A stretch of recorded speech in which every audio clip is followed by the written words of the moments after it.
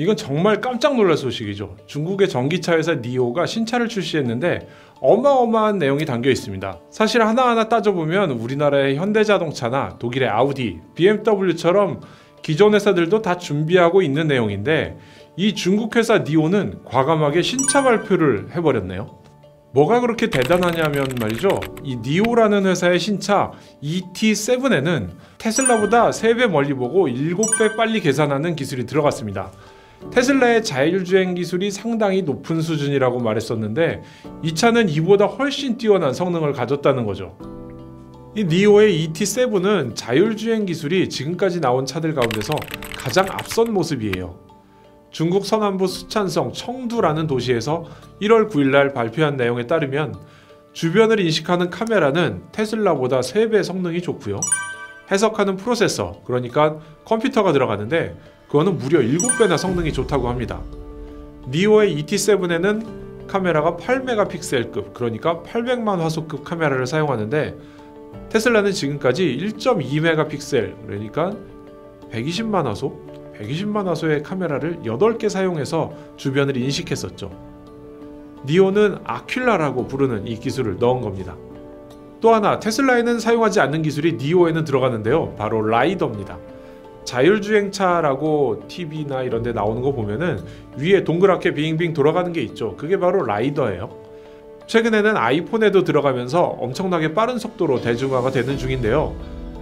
2017년까지만 해도 자동차용 라이더 센서의 가격은 900만원 정도 했습니다. 점점 가격이 내려가더니 지금은 100만원대까지 내려왔고요. 내년에는 50만원대로 떨어진다는 얘기도 나오고 있어요. 물론 아이폰에 들어가는 것과는 성능이 완전 다른 거죠. 그런데 테슬라의 앨런 머스크는 라이더는 필요 없다. 테슬라는 카메라로 충분히 자율주행을 이뤄내고 있다. 이렇게 발표를 하기도 했네요. 사실 이 라이더가 카메라에 비해 지금도 10배 이상 비싼 센서거든요. 라이더는 주변 사물을 인식하는 센서고요. 이걸 해석하는 프로그램이 또 필요한데요. 이게 차 안에서 돌아가려면 엄청나게 강력한 컴퓨터가 필요합니다. 그래서 엔비디아의 올인 칩 4개를 탑재한 아담이라는 AI 컴퓨터를 탑재했는데 이 니오의 ET7은 초당 계산량을 수치화한 TOPS 기준이라는 게 있어요. TOPS 기준으로 살펴보면 애플의 M1 맥북 작년에 출시한 거죠. 이게 11이었는데 아담은 무려 1016, 그러니까 100배가 넘는 계산 능력을 보여준 거죠. 일단 이 니오라는 회사에 대해서 알아보죠. 사실 우리나라에서는 정말 모르는 분들이 많은 회사일 거예요. 저도 2019년 상해모터쇼에서 실제로 처음 봤고요. 2017년 첫 차를 내놓은 뉴스를 외신으로만 본 적이 있거든요. 이 니오라는 회사 2014년에 설립했습니다. 아직 10년도 안 된 신생 전기차 제조사죠. 그런데 지금 어떤 상황이냐면요. 시가총액 98조예요. 잠깐 자동차 업계 시가총액 순위를 보여드리면요. 1위는 테슬라입니다. 현대차 시총의 16배나 되죠. 2위는 토요타인데요. 현대차의 4배 정도 됩니다. 1위하고 2위 간격이 되게 크죠. 3위는 폭스바겐으로 현대자동차의 2배는 조금 안 되는 그 정도고요. 바로 4위가 니오입니다. 폭스바겐하고 비슷한 수준이죠. 5위가 BYD라고 역시 중국의 자동차 회사. 6위가 다임러, 그러니까 벤츠죠. 7위가 최근에 로고를 바꾼 GM이고요. 8위가 BMW, 9위가 현대자동차예요. 사실 놀라운 건 더 있습니다. 니오라는 이 회사, 지금까지 판매한 자동차가 겨우 5만 대 정도입니다. 2016년, 2017년 때부터 차를 팔기 시작해서 불과 1, 2년 정도 제대로 영업을 해본 거죠. 작년, 그러니까 2020년에는 중국이 자동차 시장이 제대로 운영되지 않으면서 판매량이 집계는 됐지만 정상 영업을 했다라고 볼 수 없었던 거고요. 겨우 5만 대 판매한 회사가 우리나라의 현대자동차보다 시총이 2배가 넘는다. 세계 4위다. 이건 좀 대단한 일이죠. 그렇다면 니오라는 이 회사 뒷배경이 뭐냐, 이게 궁금하죠.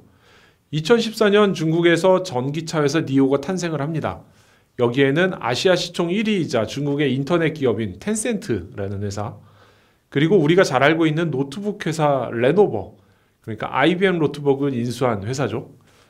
그리고 중국의 구글이라고 부를 수 있는 바이두라는 회사, 이런 회사들이 투자를 합니다. 그리고 2016년에는 중국에서 13차 5개년 기획이라고 우리나라에 예전에 했었던 경제개발 5개년 계획 같은 기획이 이루어지는데요. 여기에 친환경차 개발 등이 포함이 됐었습니다. 당시에 전기차 개발이 밀물을 만난 사이에 니오는 급성장을 합니다. 투자금이 입금되고 18개월 만에 첫 차 EP9을 내놨습니다. 투도어 쿠페로 전기 스포츠카예요. 사실 이 차는 지금까지 16대 정도밖에 안 팔린 상징적인 니오의 자동차입니다.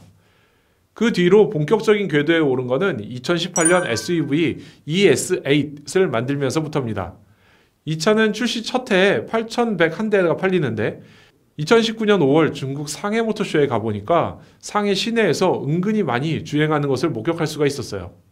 2019년에는 이보다 조금 작은, 그러니까 투싼이나 산타페 크기 정도의 SUV ES6를 출시합니다. 저희도 상해 모터쇼에서 보여드린 적이 있었는데 사실 그때는 차보다 이 속에 들어있는 작은 AI 로봇 노미가 더 관심을 끌긴 했었죠. 궁금하신 분들은 여기 링크를 보시면 확인하실 수 있습니다. 니오에서 어쨌건 신차가 나왔습니다. 차명은 ET7. 외계인을 실제로 넣어서 만든 건지 이름도 ET. 아무튼 이 차는 길이 5m가 조금 넘는 대형 세단인데요. 내연기관 자동차와 크기를 비교하면은 제네시스 G80보다는 크고요. G90보다는 조금 작죠. G90과 벤츠 S클래스, BMW 7 시리즈 모두 5m 10cm를 넘기는데요. 이 차는 5098mm, 그러니까 5m 10cm에서 조금 모자랍니다. 최근에 국내에 출시한 볼보 자동차의 S90이 롱휠 베이스로 나오면서 차체 길이가 5090mm였으니까요. 딱 비슷한 크기 정도가 될 것 같아요. 그런데 크기는 일단 중요치 않고요. 이 차가 주목받는 이유는 바로 신기술 때문입니다. 일단 전기차의 가장 중요한 항목 배터리 얘기인데요. 이 차는 한 번 충전으로 1000km까지 달린다고 발표를 했네요. 이게 어떻게 가능하냐면 150kWh의 전고체 배터리를 내년 4분기에 개발해서 넣겠다라고 발표를 했어요.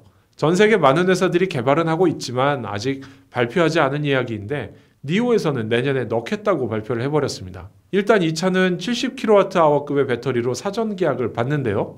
테슬라가 지금 75kWh급 배터리를 모델 3에 사용하니까 비슷한 수준이죠.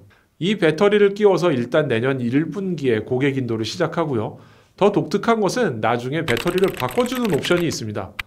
그러니까 차는 구입하고요. 배터리는 매달 사용료를 내고 빌려 쓰는 형태로 만들었어요. 이 배터리를 나중에 바꿔준다니 이건 또 뭔가 싶을 텐데요. 니오의 재미있는 기술이 여기도 있습니다. 2019년 상해 모터쇼에서 시연했던 기술이기도 한데요. 전기차의 배터리를 자동으로 교체하는 기술을 보여줬어요. 차를 들어 올려서 새 배터리로 갈아 끼우는 거죠. 이제는 불과 3분에서 4분 정도면 가능하다고 하고요. 이거를 스왑 스테이션이라고 부르는데 이게 2.0 버전이 나오면 차가 자율주행으로 배터리 교체를 스스로 들어가서 해결한다는 거예요. 배터리 스왑 스테이션이라는 이름을 붙였는데 현재 중국에 177개가 있고요. 올해 말까지 500개로 늘린다고 발표를 했습니다. 그러니까 차 따로 사고 배터리는 매달 돈을 내고 쓰다가 신형 배터리가 나오면 바꿔 끼우면 된다. 전국 500개의 스테이션에 가서 3분에서 4분 정도면 배터리를 교체하는 이런 전기차가 등장한 거죠. 지금까지 전해드린 내용은 모두 니오가 니오데이에서 발표한 것을 전해드린 건데요. 사실 한 가지가 빠진 것이 있어요. 바로 소프트웨어인데요. 니오가 자율주행을 위해서 4개의 솔루션을 가졌다고 4개라고는 발표를 했는데 이 중에 앞서 말씀드렸던 2개는 발표를 했어요. 근데 이 가운데 알고리즘에 대해서는 자세한 거를 발표를 하지 않았습니다. 테슬라나 구글 같은 회사들이 그간 자율주행차를 계속 운행한 이유가 바로 이 주행에 대한 알고리즘을 개발하는 과정이었던 건데요. 니오는 이 부분에 대해서 어떤 대안을 갖고 있는지가 사실 궁금하네요. 사실 니오의 발표는 이제 시작이라고 볼 수가 있어요. 그리고 이걸 슬쩍 넘길 수 없는 이유가 자동차 업계 시가총액 4위 회사가 내놓은 얘기라는 거죠. 그리고 이날 발표한 차는 불과 1년 뒤에 소비자에게 인도를 합니다. 앞으로 어떻게 나올지, 그리고 실제 1000km를 한 번에 주행하는 전기차가 또 내년에 나오게 될지 함께 지켜보시죠.